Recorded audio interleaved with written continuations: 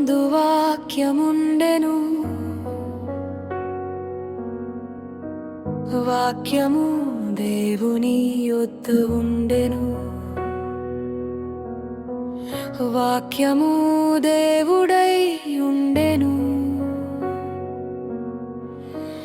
ఆయన ఆదియందు దేవుని యొద్ద ఉండెను, సమస్తమును ఆయన మూలముగా కలిగెను. కలిగియున్నదేదియు ఆయన లేకుండా కలుగలేదు.